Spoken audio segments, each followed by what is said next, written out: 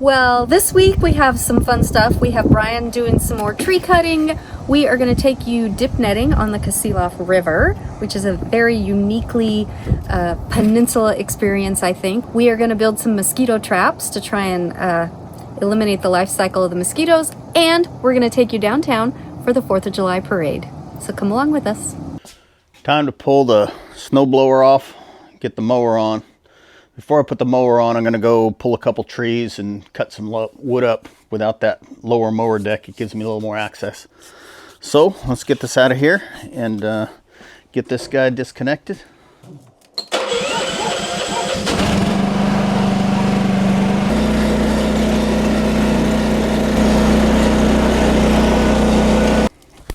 Oh, mosquitoes are out. Yeah, mosquitoes are out. Where are they? Where are they breeding? Some water somewhere.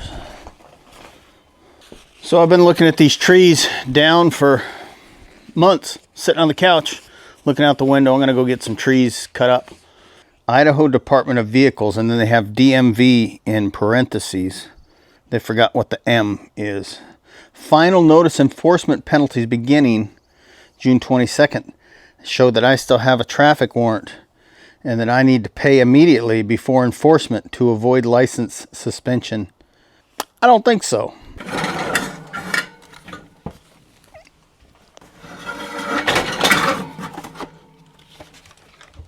My surgery did not go as planned, or at least the results are not as planned. Something's wrong. But I've been released to go back to work, and I figure this is as good a physical therapy as any till I can find out what the official physical therapy is. So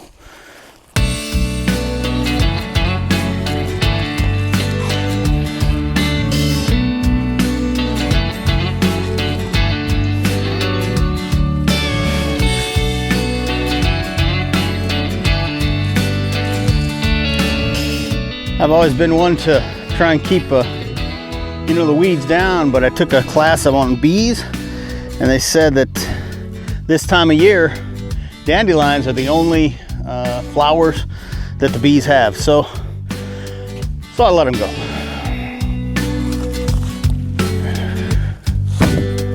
Oh, what if I get it right there?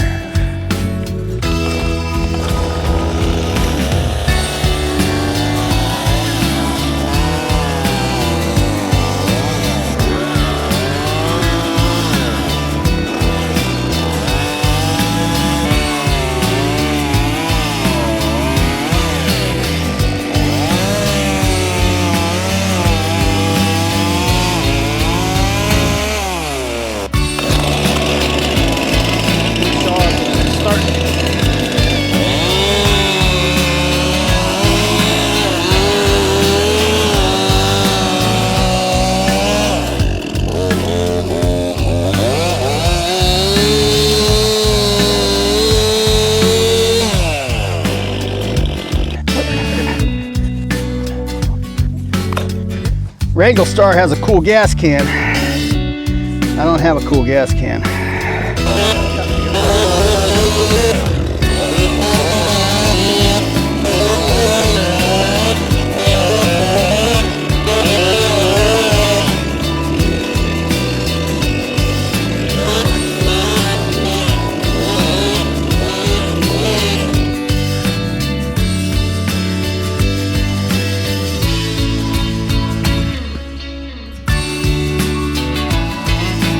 Oh yeah, go on, go on.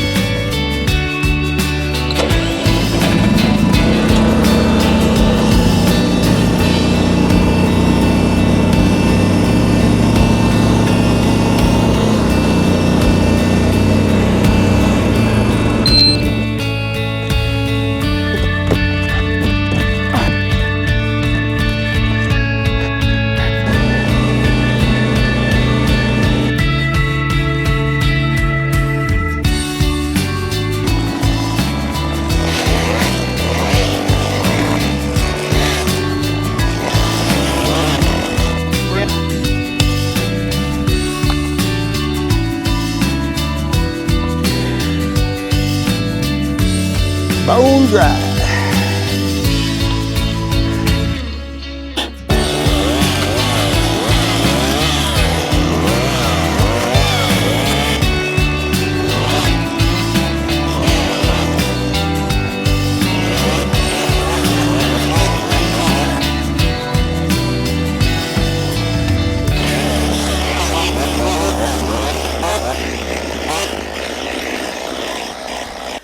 I think that's about it for that tree. I'm gonna take a break. Maybe that's what happens. I take a break and I never get back to it. And then my projects sit. Man, tired. Go get me something to drink. In an effort to let those muscles tighten up, I figure it's my guts pushing them out. So I stopped eating. And it's not helping. All right, let's get back at it. Finish that tree up and probably call it a day. Give it one more day for that grass to dry out before I mow it.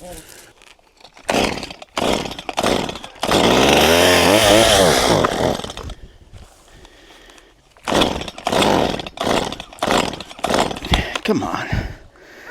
What's that all about?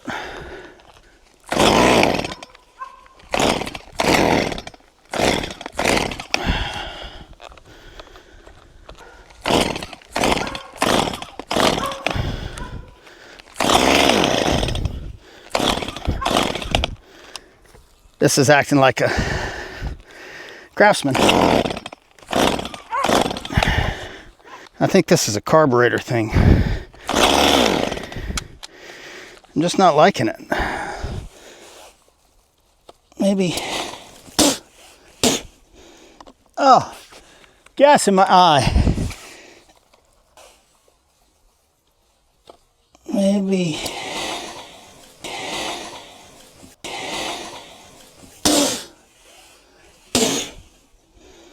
Oh,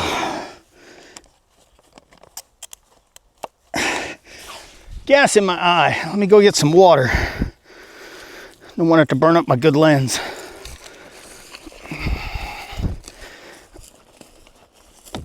Oh, it stings. It stings. So the saw was out there in the gas in my face. The saw was out in the sun, and it heated up and it pressurized the fuel tank. Oh, my eye's burning.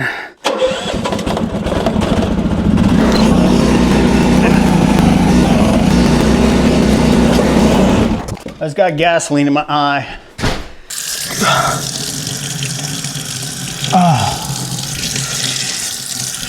Oh, that burns.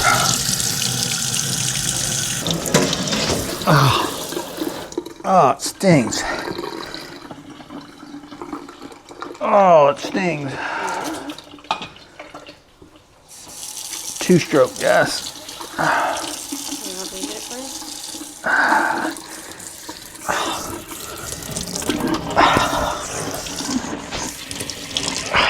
You're putting it up my nose. I can't get my eyelid open. There we go.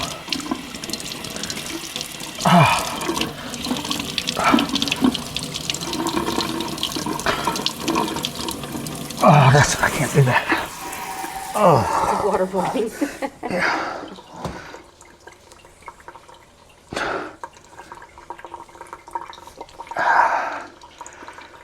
How'd you get gas in your eye? Well, I was doing this thing, and then this thing, and I got gas in my eye. Just like that. That's how it works. Whew. It don't sting anymore. It made my nose run. They say you should wear eyeglasses when you're running a chainsaw. I got the face shield, but the face shield was up. Oh, man. So that saw sat out in the sun, and it warmed up and it pressurized the fuel tank, and that's why it wasn't running right. What is going on? I thought maybe it's pressurized or it's pulling a vacuum, one of the two. And I opened that gas cap and it blew out of there. I don't know if you guys saw that, but blew right in my face. Whew, like pressure. All right, let's get back to work. That was not good. Can I read? I couldn't really read before. Doctor, will I still be able to play the piano? How's your project going? Strawberries did not make it. Strawberries did not make it. No. Wah, wah, wah. That's Oh, okay. they're crunchy. I have 2 or 3 more strawberry plants. The lettuce looks like it made it. You gonna cut that up and eat it? Yeah, I'm harvesting that because I went to move it and look at the roots. They're getting a little dark. So it's about time. End of life. And I don't want whatever's going on there to transfer to other plants. Okay, she's gardening in here. I'm headed back out. Oh, that was not good. Do not recommend.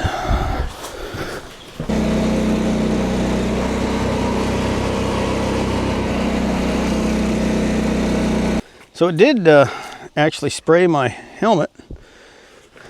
Definitely got fuel on my screen there. Let's not do that again.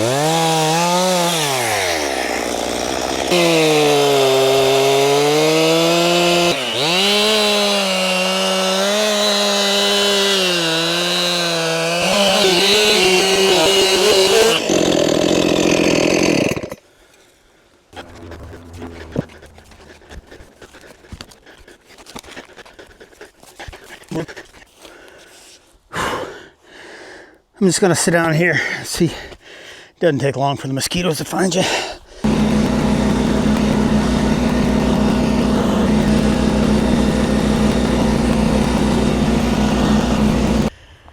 We have come out to take you dip netting. Now we're not dip netting because it's just not our thing, but the experience of coming out here and seeing what folks are up to, we thought you might enjoy.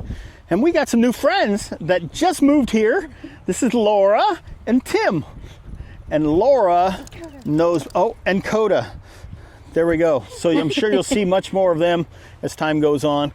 Laura and I have known each other since she was about 3 years old. I was maybe 9. I think we've known each other. She knows all of my secrets. Probably. So I'm certain you'll see more of them soon. So this is the mouth of the river here. Right here where the ocean comes in, and this is the mouth of the Kenai River. Kasilof.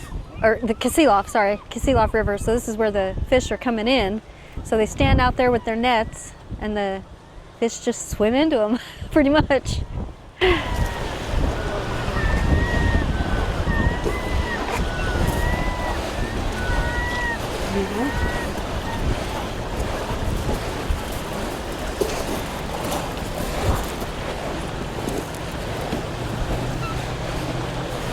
The way to do this, I think, see how the guy's out there, he's got one in the net? You got to have somebody there with you that you can hand the fish to. And he's going to bring the fish back while you keep your spot. Because if you come in, someone else shoulders over into your area, right? Oh, he just caught a fish, I'll move over there. So you got to be able to keep your spot. If you just had someone that was running out there to get the fish when you got it, bring it back, fillet it, put it on the ice chest, I think that would be the way to do it, yeah. Teamwork. I don't see that happening. Everyone's walking all the way back in with their fish. And, I would walk out there and get the fish for you. Yeah, about 2 times. That'd be my job. 2 times. 2 times? Yeah. Yeah, walking in that mud with the water and yeah. Or okay, I'll hold the net. You come get the fish. The fish get all tangled up in the net. And you spend your time untangling them. Seems like you get more than one in the net at a time. Seems like it. Right? Yeah.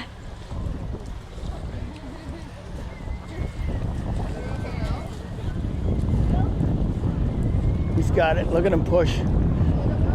Make him work for it. Good job. Good job. There you go.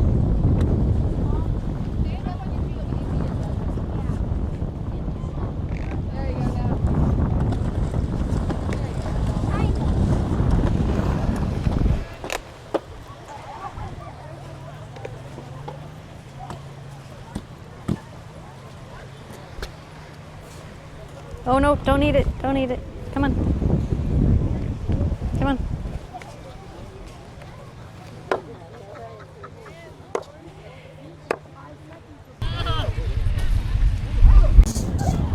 And you just get, like, when you come down to Dipnet, you just get used to the fish smell. You're just like, yeah, it's just fish.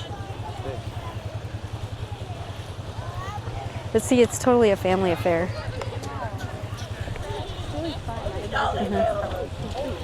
Oh yeah. You and your brother, when you were kids, would you not? You guys would have torn this up. And they sleep overnight because they wait for the incoming tide. That's when the best fishing is. But look at how deep they're standing out there. Yeah. Yeah, over time it'll just wash them in and out.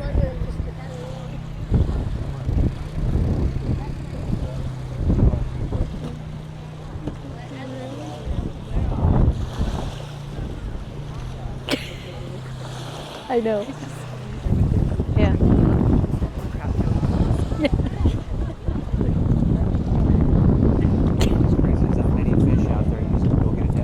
Go get a net, bring them in. I'd still be out there probably casting, trying to catch, but you won't catch them, huh? No. You can do that right now on the Kasilof. You could with a fishing license, but you can't take a net out there. Next year you can.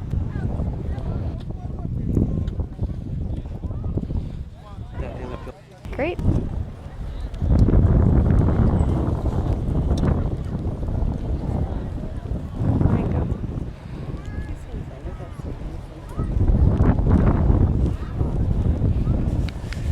Kind of a family affair. Everyone's out here for the same reason. Everyone's getting along. Everyone's got their different systems and the way that they think works best, I guess. Well, that is it for the Kasilof Dipnet experience. Not a whole lot to it. Just people out gathering food for the year. Not our thing, you know. It's just not something we're interested in doing, but we wanted to take you along and let you see how other people did it. Well, there are a lot of different seasons in Alaska. There is obviously salmon season, there's bear season, moose season, snow machine season, and mosquito season. And it is currently mosquito season, and I'm trying to get things done. This is a bug coat. It's just a very fine mesh to keep the bugs away from you. People that know me or have known me for a long time know I am not a fan of bugs. So I'm just going to keep that buttoned up. I also got this fancy little, what would you call it? It's probably butane powered mosquito repellent. It's got a little disc you put in there. It heats it up. You know, I don't know if it works. I don't care if sacrificing a chicken works right now. There's a lot of bugs and I got things to do. So I'm trying to move this pile of wood just over here for now. I've got some plans to build some kind of a shed. In the meantime, I just want to get that out of the way. We got a couple trees down. I'm going to split that up and get it stacked up out of the way. I don't like having that heat source next to the house. You know, you do all this fire abatement to keep the trees away from your home, and then you put a big stack of firewood right next to your home. It just doesn't make sense to me. So working to get that fixed. And that's what I'm doing. I've done some extra mowing. You can see a little red got down in between the trees here. And down here, just trying to clear out some of that extra grass is just mosquito habitat. So if I can clear stuff out, obviously my neighbors are doing their thing and I can't control that. We've got some mosquito trap projects on the horizon. Hopefully we can get that material in and show you how we're doing that. We're making mosquito repellent buckets. At least that's the plan. We'll see how they work. We've perused the internet looking for the best solutions, and this seemed like the most economical, common sense, reusable. So it's a method we're going to do, and we'll share it with you. Right now, I'm going to drill holes in that bucket, and I want to make sure they're even, because I don't want my neighbors to drive by and see the bucket and realize he didn't even make those holes even. So that's about 36 inches around. We're going to make 4 of these buckets, put them around the yard.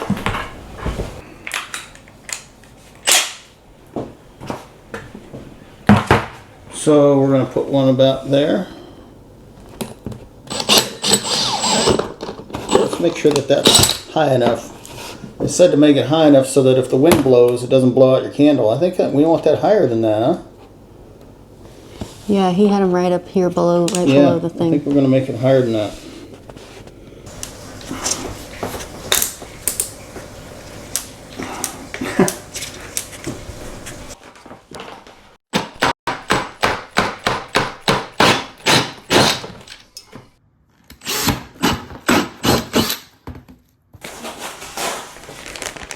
If it works, then we just use it and use them year after year. Probably the earlier in the spring you get started, the better. These are they're called Mosquito Dunks. This is a generic brand that we just got off Amazon. And you put these in you put about 2 or 3 inches of water in the bottom of the bucket, and then you drop, I think, one of these, maybe 2.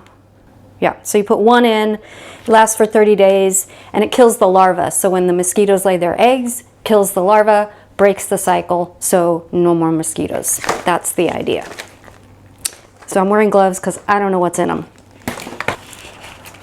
And they look like stuff that I would want to wear gloves with because they're kind of brittle. I'll put that in the bottom. Put this back in my bag. So we drove into the yard with the trailer through some tall grass, and basically a swarm of mosquitoes came in to the truck, to the cab of the truck. We said, oh, it's time to do our mosquito buckets. So that's about up to about here with water. Mosquito dunk is in there. Candle goes in there. You light the candle, you put the lid on so that if it rains, it keeps rain out, keeps critters and other animals out. But mosquitoes are welcome. Come one, come all. Die. So that's the idea. So we're going to make 4 more. We're going to put them all over the property and hopefully do a little bit of mosquito control abatement and have a somewhat happier life. Real quick, I just want to talk about how I made the candles. These are so easy to do. Crisco is the main ingredient and the only ingredient in these candles. You can just take a can of Crisco, you melt it down, and you pour it into a mason jar. And that is all that you need aside from a wick. The wick, you want to use cotton craft cord.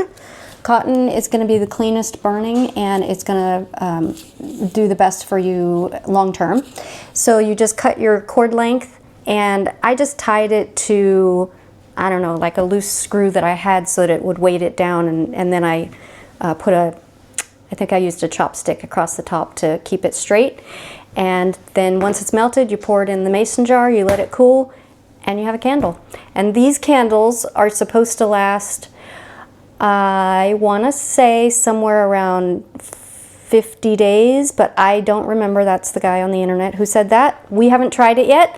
I have been burning this candle intermittently for a couple of weeks now, and it's hardly gone down at all.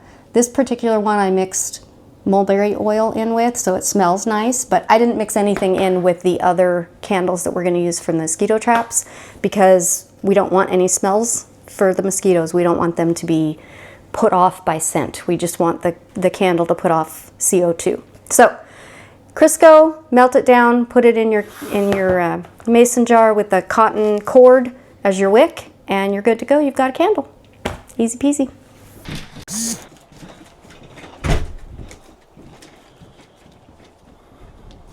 There you go. That looks good.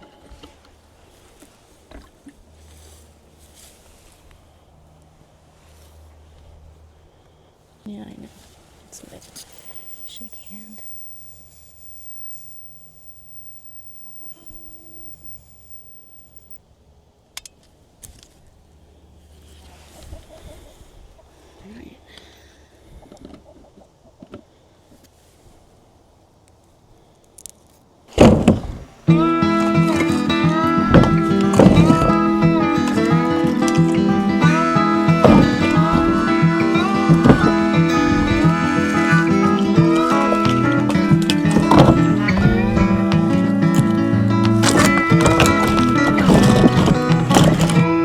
I've got these extra black buckets, so I'm just gonna use them. Get them out of my way, I'll just fill them up, set them aside, they'll be ready for winter. I'll take those in the house and call them kindling.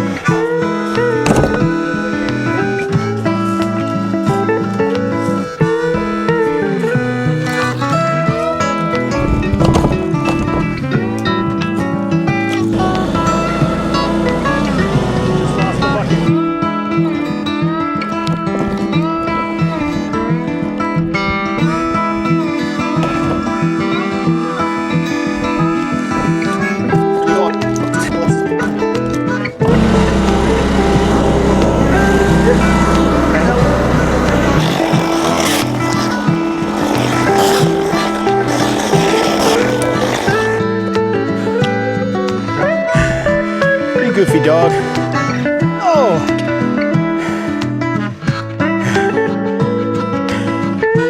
Izzy took you guys for a ride.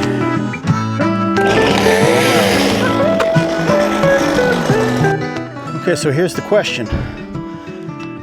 And I'm seriously looking for an answer. Does this lichen on the tree, does it add any benefit?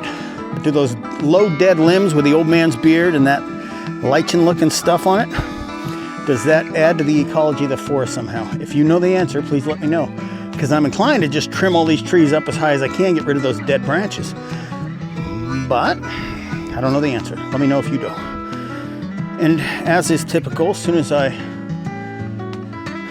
turn the camera off, a little red slides down the hill and gets a little precarious. Yes. Hello, I need a driver out here. Okay. All right. Let me put my shoes on. Okay, bye. Okay, bye.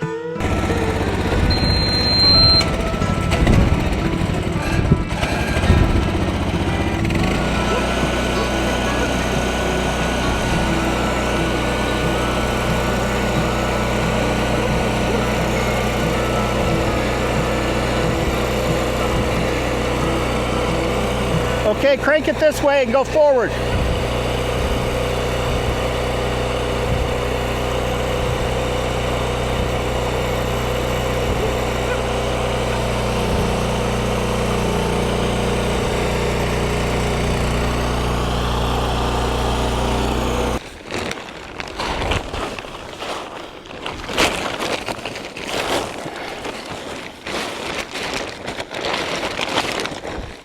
I'm gonna call it for now. We are in Kenai for the 4th of July parade. We've never been here, and it looks like it's quite an event. Wow, my goodness. There's a lot of people out. You're doing the social thing. We are, yeah. It's a beautiful day. It's like about 61 degrees right now. I was noticing the kids on the other side of the street, they got bags that they're waving around, and it's like all the kids in a row. And I realized it's to collect candy that the floats throw out.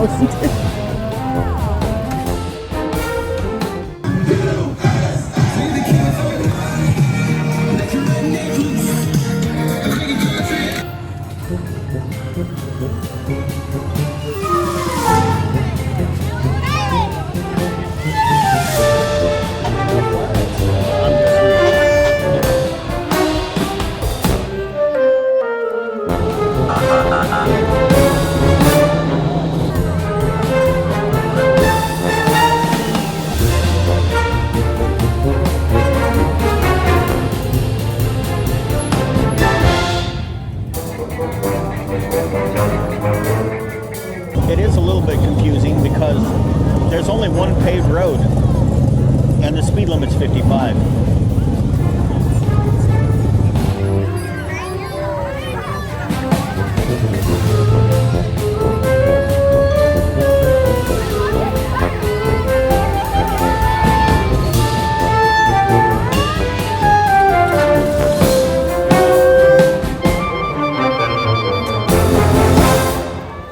That was the end of the parade. We're going to make our way over to the festival of some type and, you know, get an $18 corn dog, and then we'll be heading home. Yep.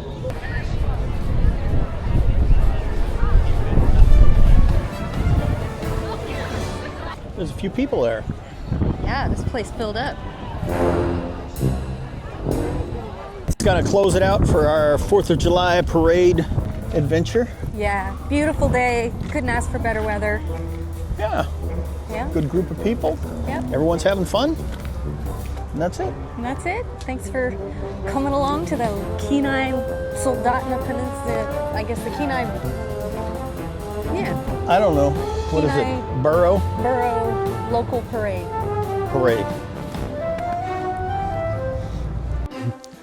We appreciate you choosing to spend your time with us. We know that you have choices.